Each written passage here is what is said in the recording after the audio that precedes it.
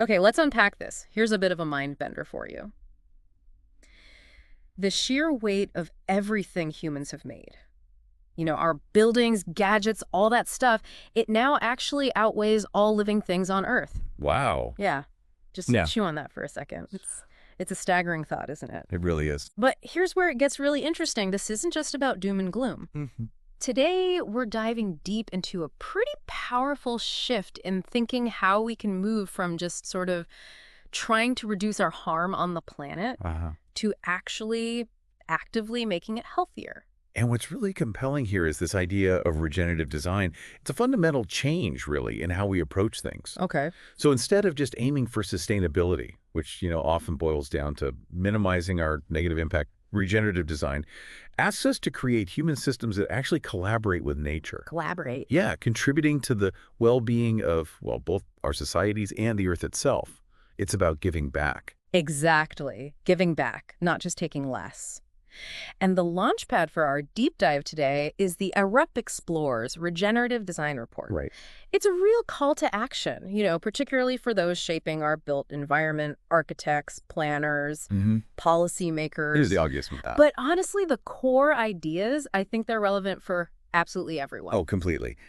And if we zoom out for just a moment, our goal today for you, the learner, is to get right to the heart of regenerative design. Okay. We want to understand its essential principles, maybe uncover some insights that might just surprise you Yeah. and equip you with useful knowledge without, feeling like you've just drunk from a fire hose. Yeah. No fire hose today. Think of it as your shortcut to getting informed about a truly crucial topic. Exactly. So let's get down to it. Why is this move towards regeneration so critical, like right now? Well, it really comes down to humanity's unique position in the natural world.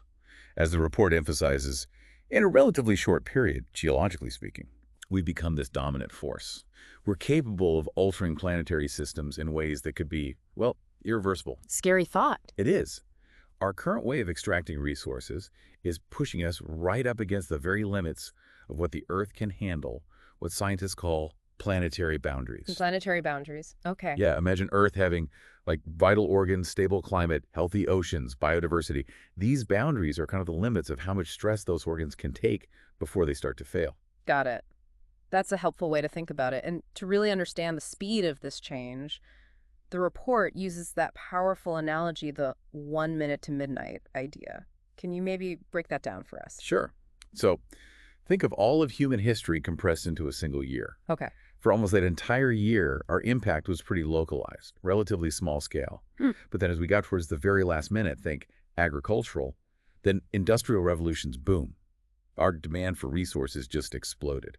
And this inevitably led to increasing conflicts with natural systems. That drive to expand and extract, the report points out, it fueled things like European colonialism, the modern global economy, where nature often gets treated as just another commodity. Something to be bought and sold. Or precisely, just a resource pile. And this huge impact has led scientists to suggest we've actually entered a whole new geological epoch, the Anthropocene, right? Exactly. The scale of human influence is so massive now that many scientists believe we're in an era where human activity is the primary driver of change on the planet. Wow. The report illustrates this with a pretty stark statistic. Wild land mammals. They now make up only about 2% of the world's mammal biomass. Only 2%. Yeah. Compare that to livestock, which account for a massive 63%. That's hard to picture, almost. It is. And then you look at the graphs showing atmospheric CO2 levels climbing so dramatically over the last couple of centuries, it paints a really vivid picture of our dominance. It really does. And it's not just about the overall mass and CO2 levels, is it? The rates species are disappearing. That's also deeply concerning. Oh, absolutely.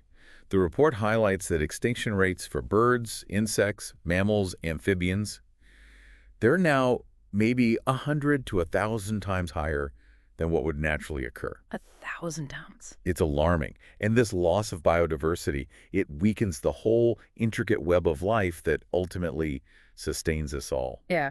So, okay, if our current path is so damaging, what about sustainability? Isn't that supposed to be the answer we've been working towards? Well, yes and no. Green design and sustainable design are definitely steps in the right direction. Aiming to reduce harm, achieve some kind of balance. Right, doing less bad. Exactly. But the report argues, pretty convincingly I think, that they just don't go far enough anymore, with so many ecosystems already significantly degraded. We're past the point of just needing balance. That's the argument. Yeah. You need to move beyond just minimizing our negative impact. Regenerative design actively seeks to restore planetary health. Restore. Think of it like this. Sustainability is maybe about trying to tread lightly. Regeneration is about actively healing the ground beneath our feet. That makes a lot of sense. It's a proactive approach, not just damage control, but actual repair. Precisely. And the report also really emphasizes the vital role of indigenous knowledge in making this shift. Yes, this is absolutely crucial and often overlooked in the past. Indigenous and traditional cultures have often lived in really close relationship with their environments for generations, centuries even. Observing, respecting cycles. Exactly. There are long-standing regenerative practices, and that deep ecological understanding offer incredibly valuable lessons. The report mentions, for instance, the traditional practice of creating biochar in the Amazon. Biochar. Yeah, it's a type of charcoal made by burning organic material with little oxygen.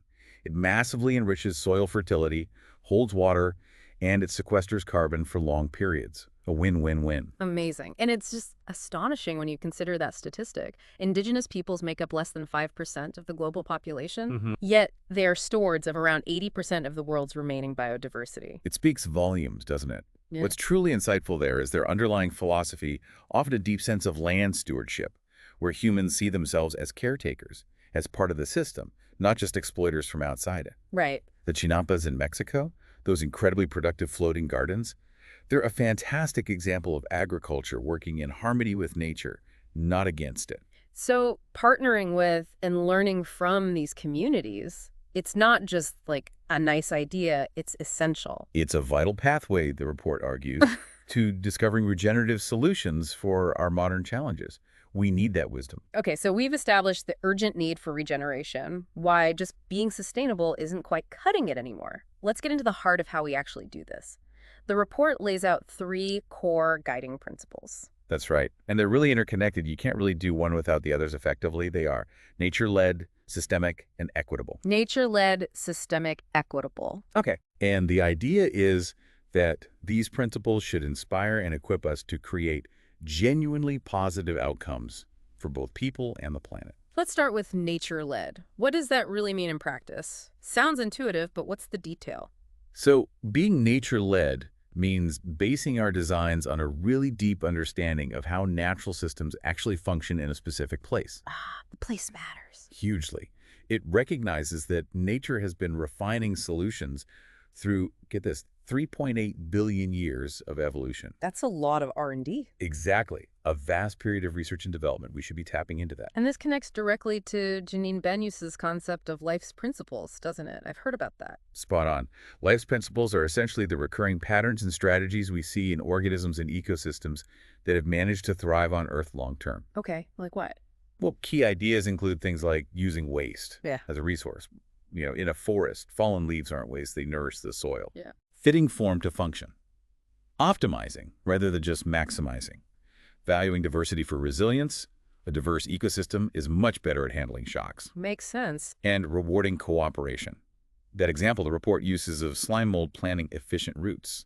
It's a weird but fascinating real-world illustration of mimicking how life optimizes complex networks. Slime mold designing transport networks. Okay, that is a surprising parallel. And then there's biomimicry, which takes these principles and actively applies them to our problems. Yes. Biomimicry is the conscious effort to learn from and, importantly, imitate nature's strategies to solve human design challenges. So copying nature's homework. In a way. But it can happen at different scales. You might look at the amazing structure of an abalone shell to inspire stronger, lighter ceramics. Okay. Or you might study how an entire forest ecosystem recycles nutrients to design more efficient industrial processes. Nature is incredibly efficient, using readily available resources and energy. The report also mentions biodialization. How does that differ from biomimicry? Is it the same thing? Similar, but distinct. Biodialization is more about directly using biologically derived materials or the actual services of living organisms in our designs and processes. Okay, like using microbes. Exactly. Think using fungi to break down pollutants, or employing specific bacteria in wastewater treatment plants, or using fermentation, a biological process, to create materials like spider silk analogs. It's leveraging nature's existing toolbox directly, So biomimicry is more like copying the design, Uh-huh, like how a bird's wing works. and bioutilization is more like using the organism or its product. You got it. Using yeast for fermentation is bioutilization. Designing a fan blade based on a whale's flipper is biomimicry. Got it. And then we have the concept of nature as infrastructure. That's a really intriguing phrase. It is, isn't it?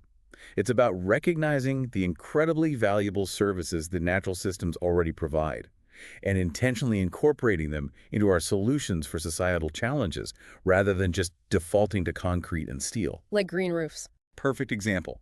Green roofs help manage stormwater, cool buildings, provide habitat. Wetlands filter water far better and cheaper than many artificial systems. And mangrove forests. They offer amazing natural protection against storm surges. Right. The report mentioned mangroves averting potentially billions in flood damages. An estimated $57 billion annually in some regions. These nature-based solutions are often more cost-effective in the long run, and they provide a much wider range of benefits, ecological, social, economic, compared to traditional gray infrastructure like seawalls or pipes. Like constructed wetlands for wastewater treatment, that's nature doing the work of a plant. Exactly. Vital infrastructure. And all of this ties back into place-based design, Yeah. right? Understanding the specific local context. Absolutely critical. Place-based design emphasizes understanding the unique ecological and human systems of a particular geographic area. Right. You can't just copy-paste solutions.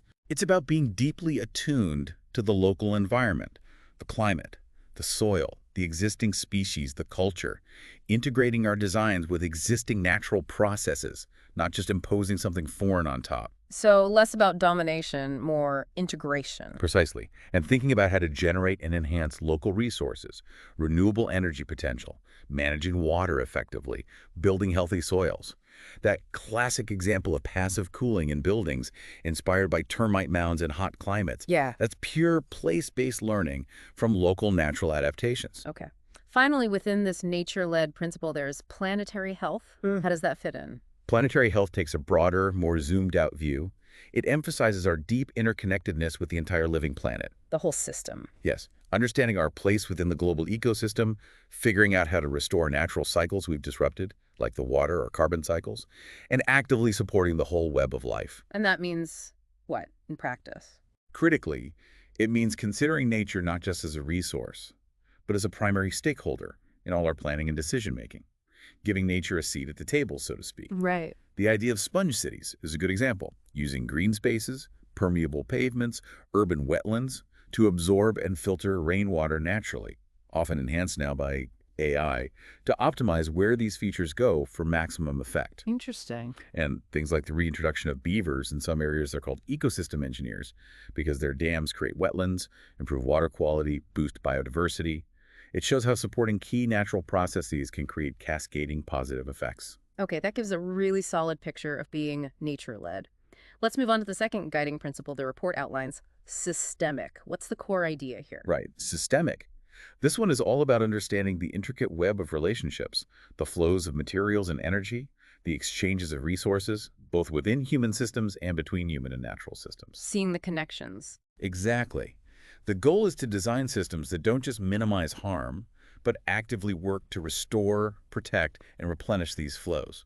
And this naturally starts with systems thinking, a term we hear quite a lot these days. It's fundamental here. It's about recognizing that everything is interconnected. You can't change one part without affecting others. It's about understanding how resources, energy, water, materials, information move through these complex networks. So not looking at things in isolation. Precisely. The report encourages us to see a city, for instance, not just as a collection of separate buildings and roads, but as a kind of urban ecosystem. An ecosystem. Yeah, where the waste from one process, say heat from a data center, can become a valuable input for another, like heating nearby homes, creating these circular loops. Like urban metabolism, tracking the inputs and outputs. Exactly. Urban metabolism analyzes those flows. Food, water, energy coming in, waste and pollution going out, just like you'd track the metabolism of a living organism. It helps you spot inefficiencies and opportunities for circularity. The report also talks about capturing benefits at every exchange. What does that look like in the real world? This is a really powerful idea. It's about designing our interactions within these systems so that they generate multiple positive benefits and create shared value rather than just a single outcome. Okay, give me an example. Okay, instead of just disposing of waste heat from an industrial plant, you capture it and use it in a district heating network for homes and businesses. That's one exchange, providing multiple benefits: energy efficiency, lower emissions, reduced fuel poverty, Right. or designing green infrastructure, like a park with bioswales. It manages stormwater runoff, cools the urban area, improves air quality, provides recreation space, and creates wildlife habitat. Multiple benefits from one intervention. Compared to just a concrete pipe underground. Exactly. The Kalundborg symbiosis in Denmark is a classic real-world example. It's a network of industrial companies that physically exchange materials and energy. One company's waste, steam powers another. Gypsum waste from a power plant goes to a wallboard manufacturer. It drastically reduces waste and resource use for everyone. That's industrial ecology in action. It sounds like breaking down those traditional silos between industries, between city departments, is absolutely essential for this systemic approach. And technology can help here. Oh, definitely. Technology, especially things like open data platforms and digital modeling, can be incredibly powerful tools. They help us see across those traditional boundaries. How so? Well, digital twins, for example. These are virtual replicas of physical assets, a building, a whole city district, even an ecosystem. They allow us to monitor performance, simulate changes, understand complex interactions, and test regenerative interventions before implementing them physically. Like a virtual sandbox. Sort of, yeah. And AI can help analyze vast amounts of environmental data to understand ecosystem health, track resource flows, optimize energy use, predict potential issues. It gives us a much more holistic view. Okay. The next aspect of systemic mentioned is being nature compatible. What's the main idea there? Seems linked to nature-led. It is linked, but the focus here is more on aligning our human-made systems with natural biological cycles and processes. Okay. The report points back to that striking moment we discussed earlier when human-made mass exceeded all living biomass. That really highlights our current imbalance with the natural world. Right, we're out of sync. Exactly. So being nature compatible means consciously trying to work with biological processes. It advocates for utilizing more of life's toolbox, shifting towards more organic, bio-based materials and processes. Because biology is efficient. Incredibly so. Biological chemistry is largely water-based, happens at ambient temperatures, and is highly efficient. The report highlights projects exploring the use of biological materials like mycelium composites or materials grown from cellulose for construction and manufacturing. It's about tapping into biology's inherent capabilities. And this obviously leads straight into the idea of transitioning to biological resources. Yes, organic, bio-based materials have a massive role to play in a regenerative future. Why? Because they can often cycle within both natural systems through decomposition, returning nutrients to the soil, and technical systems through reuse, composting, or anaerobic digestion. So they fit into both cycles. Potentially, yes. But the report rightly stresses the importance of context here. We need to consider the local bioregion, what biological resources are available locally and sustainably, and ensure responsible cultivation practices that don't harm ecosystems or compete with food production. Right, not just replacing one problem with another. Precisely. Initiatives like Materium, which is building an open-source library of recipes for biomaterials using regionally abundant feedstocks like agricultural waste, are key to enabling this transition responsibly. Another fascinating point under systemic is designing for decomposition. It's definitely not something we usually think about when we buy, well, almost anything. No, we don't, but it's crucial. Intentionally designing products, packaging, even buildings, so that their components can break down safely and naturally at the end of their useful life is a core regenerative principle. The opposite of built to last in the old sense. Or maybe built to return. It's a stark contrast to things like forever chemicals. PFAS are the classic example, which persist in the environment for incredibly long times, accumulating and causing harm. Right. We need materials that are designed to rejoin biological cycles safely. Technologies like anaerobic digestion, which uses microbes to break down organic matter without oxygen, producing biogas for energy and nutrient-rich digestate for fertilizer, help us mimic and manage natural decomposition. And those seaweed-based packaging example. Exactly. Companies developing packaging from materials like seaweed or mycelium that naturally decompose in soil or even marine environments are putting this principle into practice. And all of this using biological resources, designing for decomposition, ultimately contributes to the bigger idea of circular infrastructure, right? Exactly. Circular infrastructure is the goal. It aims to keep products, components, and materials in use at their highest possible value for as long as possible. Through strategies like intense reuse, repair, refurbishment, remanufacturing, and then as a last resort, high-quality recycling. So it's a whole hierarchy. Yes. The aim is to drastically reduce our reliance on extracting virgin resources from the Earth, which in turn reduces habitat destruction, pollution, and carbon emissions, allowing natural ecosystem space to recover and thrive. The report also makes an interesting connection between circularity and giving land back to nature. How does that work? Well, if we become much better at maximizing the use of materials already circulating in our economy, resources recovered from deconstructed buildings, for example, and drastically reduce the need for new mines, quarries, and logging operations. We need less land for extraction. Exactly. And we also need less land for landfills if we're designing for decomposition and cycling materials effectively. This potentially frees up vast areas of land that were previously used for resource extraction or waste disposal. And that land can be restored. That's the opportunity. It can be restored to natural habitats, used for regenerative agriculture, or become community green spaces. The transformation of Freshkills Park in New York City, a former massive landfill being turned into a huge public park and nature reserve, is a really powerful, large-scale example of this potential. And it's not just about the physical stuff, the materials and land. Adopting new business models is also a key part of this systemic shift. Yes, absolutely. The economic system has to support the physical changes. This involves moving away from the linear model of just selling more units. Selling products. Right. Towards models that prioritize life cycle value. Think product as a service, where manufacturers retain ownership and responsibility for maintenance, upgrades, and end-of-life management. This incentivizes durability, repairability, and remanufacturing. Like leasing models? Could be, yeah. Yeah. Or sharing economy platforms. Toolkits that help designers plan for deconstruction and material reuse from the outset also support this. But the report adds a note of caution. These new models need careful consideration and sometimes regulation to ensure they genuinely lead to better environmental and social outcomes, not just new forms of exploitation. Fair point. Okay, finally, within the systemic principle, we have bioremediating waste and pollution, using biology to clean up. Exactly. Bioremediation leverages living organisms, often specific fungi, bacteria, even plants, to break down or neutralize pollutants in soil, water, or air. Nature's cleanup crew? Pretty much. It's often much cheaper, uses less energy, and is less disruptive than traditional chemical or physical remediation methods. Scientists are discovering organisms that can degrade surprisingly stubborn pollutants, even some types of plastics, though that's still early days mostly. And this is being used now. Oh yes, for cleaning up contaminated industrial sites, treating wastewater, managing agricultural runoff. Efforts in places like Singapore to manage construction waste using biological processes are demonstrating practical applications at scale. Okay, wow. We've covered nature-led and the many facets of systemic. Let's move on to the third and final guiding principle, equitable. What's the core idea here? This feels really important. It absolutely is.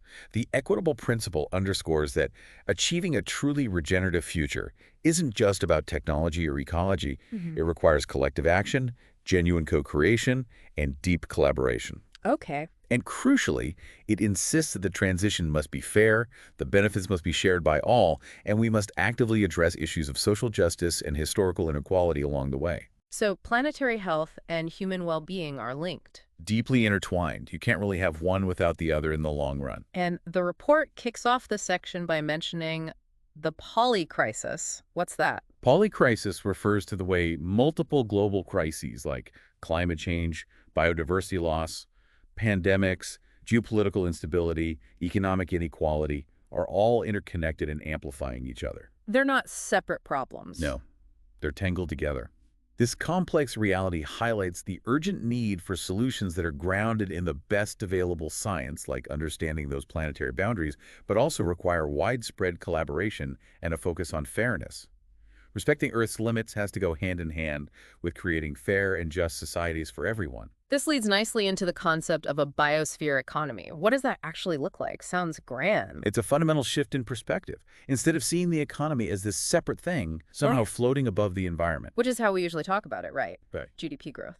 Exactly. A biosphere economy recognizes that our societies and economies are fundamentally embedded within and utterly dependent upon the biosphere, the living Earth system. So part of nature, not apart from it. Precisely. This view naturally prioritizes the health of our planet, clean air, clean water, healthy soils, stable climate as the foundation for any durable prosperity. It encourages integrating green and blue infrastructure into our cities, supporting local, sustainable agriculture, and properly valuing the essential life support services that nature provides for free. Valuing nature services. Okay. The report also stresses the importance of informing policy and regulations with science-based targets, making sure the rules match reality. Absolutely. If we want to drive meaningful change at the scale needed, our policies and regulations can't be based on wishful thinking or incremental tweaks. They need to be grounded in a scientific understanding of ecological limits and social needs. So setting real boundaries. Yes. And importantly, it's not enough for regulations just to aim for minimal harm, like pollution limits. They need to actively enable and incentivize positive outcomes for people, for the environment, for the places we live. A proactive role for policy. Definitely. This requires long-term thinking, explicitly recognizing nature as a key stakeholder, and importantly, drawing on the deep knowledge of those who have long stewarded the land, particularly indigenous communities. Are there examples of this happening? Well, legislation like Wales's Well-Being of Future Generations Act is often cited. It legally requires public bodies to consider the long-term impact of their decisions on environmental, social, economic, and cultural well-being. And research efforts to define safe and just Earth system boundaries are providing that crucial scientific foundation for setting meaningful targets globally and nationally. And given the global nature of challenges like climate change, coordinating action globally is clearly essential. Can't just do this country by country. No way.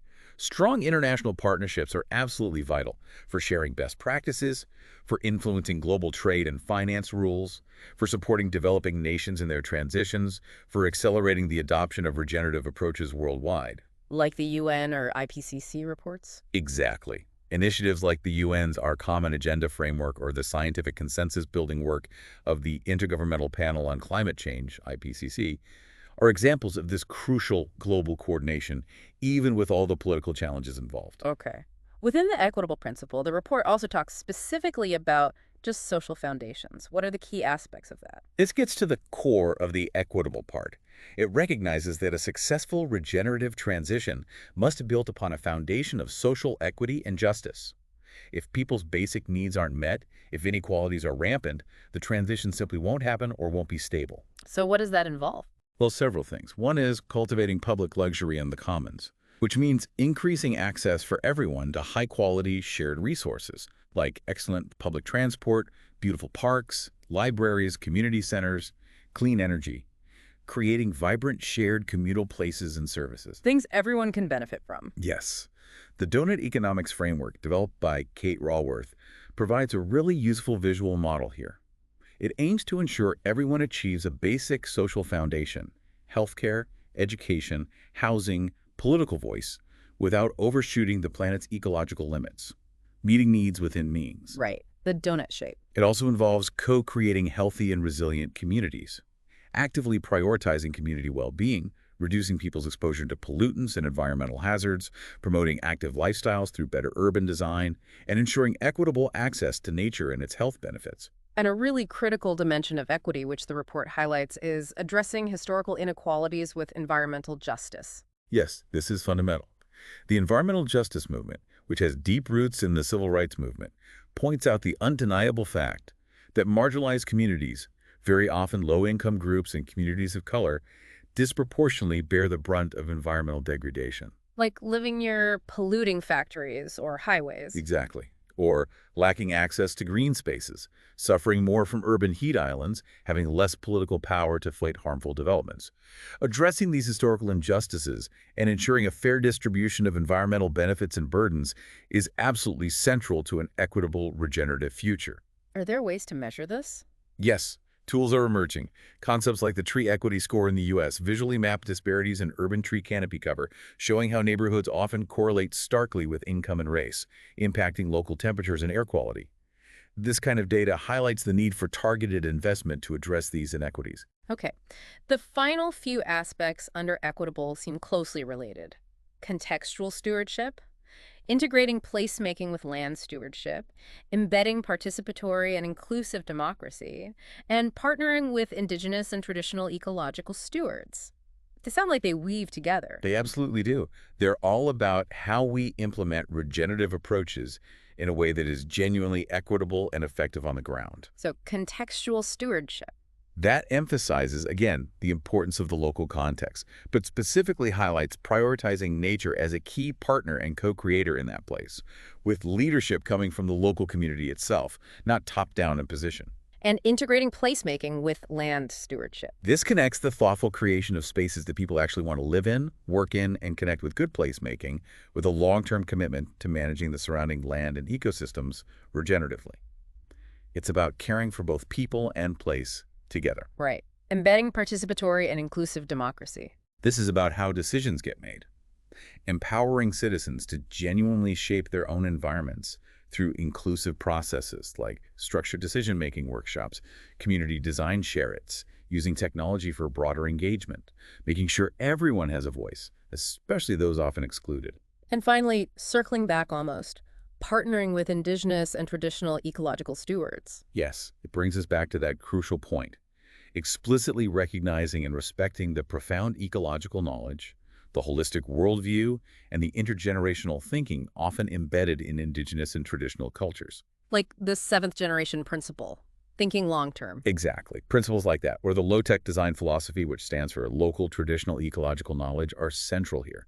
It's about genuine partnership, not just consultation or extraction of knowledge. And those examples, the river with legal rights. Yeah, the granting of legal personhood to the Wanganui River in New Zealand, recognizing its inherent rights as a living entity, guided by Maori principles. Or the incredible living root bridges in Meghalaya, India, grown and nurtured over generations by the Kazi people. These are powerful examples of a deeply integrated, respectful, and long-term approach that embodies these equitable principles. Wow. This has been incredibly illuminating. We've covered the need, the principles, nature-led, systemic, equitable. Now, the big question, how do we actually start putting all these amazing ideas into practice? The report has a section called Sowing the Seeds for Tomorrow. Sounds practical. Yes, and the key message there is, don't wait for perfection. Even without having all the answers or a perfect roadmap, we can and absolutely must take action now to embed these regenerative design principles into everything we do. Start somewhere. Exactly. And to help structure that thinking, the report introduces the STEP UP framework. It highlights 6 key interconnected areas where change needs to happen: society, technology, economy, politics, uncertainty, and partnerships. STEP UP. STEP UP. Okay, let's briefly touch on each of those, starting with S for society. Okay. In the realm of society, the big focus is on fostering much deeper collaboration and co-creation, valuing social diversity, understanding our interconnectedness, and really recognizing the crucial role that nature plays in our individual and collective well-being. And actions. Concrete actions include things like starting any project by really understanding the local history, culture, and community aspirations. And, as we've discussed, actively partnering with indigenous communities and local stewards. The Paliani Foundation in India is a great example. It empowers whole villages to collaboratively manage their water resources sustainably through community effort and traditional techniques. Okay, T for technology. Technology needs to be used strategically, not just for its own sake, but to deepen our understanding of both natural and human systems using data science, sensors, modeling, while also drawing inspiration from the ingenuity of biomimicry. Learning from nature's tech. Right. And importantly, respectfully drawing on the wisdom and effectiveness of indigenous technologies and practices where appropriate. So key actions. Look to biomimicry first for innovation. Use data science to enrich understanding and monitor progress, and integrate indigenous practices respectfully. E for economy. This seems like a big one. Huge. The necessary economic shift involves moving away from that relentless, sole focus on GDP growth towards models that are regenerative and more distributed. Ensuring we properly attribute value to social well-being and healthy natural systems, things often treated as externalities now. So valuing what really matters. Exactly. Practical steps include using robust economic benefit case studies to demonstrate the financial value of regeneration, because money still talks. Adopting a long-term futures mindset with ambitious economic targets that include social and ecological goals, and highlighting the total value social, natural, and financial provide of regenerative practices. Are there examples? Innovative insurance models are emerging, like insuring natural assets. The Mesoamerican reef insurance policy, for instance, pays out quickly after major hurricanes to fund reef restoration, recognizing the reef's immense economic value for tourism and coastal protection. It puts a financial value on the ecosystem's health. Interesting. Okay. P for politics. Policymakers and governing bodies have a absolutely vital role in enabling this whole transformation. Through supportive policies in areas like public health, education, infrastructure investment, by ensuring truly inclusive stakeholder engagement in decision-making, and by implementing and enforcing strong legislation that protects and actively restores nature. So setting the right rules of the game. Yes. Things like Washington, D.C.'s Stormwater Retention Credit Trading Program, which creates a market-based incentive for green infrastructure development, show how policy levers can be used creatively. U for uncertainty. That feels very relevant today. Extremely relevant. We live in a volatile, uncertain, complex, and ambiguous world, the VUCA acronym. So building resilience is paramount. Regenerative approaches, by definition, help build resilience, because healthy, diverse ecosystems and strong, inclusive, well-connected communities are inherently more resilient to shocks and stresses, whether it's climate impacts or economic downturns. Makes sense. Actions. Use case studies to clearly demonstrate the resilience benefits of regenerative approaches, and design projects and systems with inherent adaptability and flexibility built in, anticipating future changes. The City Water Resilience approach, developed by Arup and partners, provides a framework for cities to build resilience to water-related challenges in exactly this kind of uncertain future. Okay, final letter. P for partnerships. Seems crucial if this is all connected. Absolutely fundamental. Regeneration cannot happen in silos. It requires forming broad coalitions and deep collaborations across sectors, public, private, civil society, across disciplines, across scales, local to global. Breaking down barriers. Yes. Emphasizing genuine collaboration, shared goals, and mutual benefit. And perhaps most profoundly, fundamentally rebuilding our partnership with the natural world itself, seeing nature as a collaborator, not a resource dump. And the actions here. Focus on setting ambitious, shared goals that inspire collective action. Actively engage diverse partners from the very beginning. Explore new forms of collaboration, maybe new legal structures or funding models. Initiatives like the Earthshot Prize, which brings together a diverse global alliance to find and scale solutions to environmental problems, embody this spirit of ambitious partnership. The report also briefly mentions a theory of change. What's the core idea behind that in this context? Is it like a plan? It's essentially a conceptual map, often visual.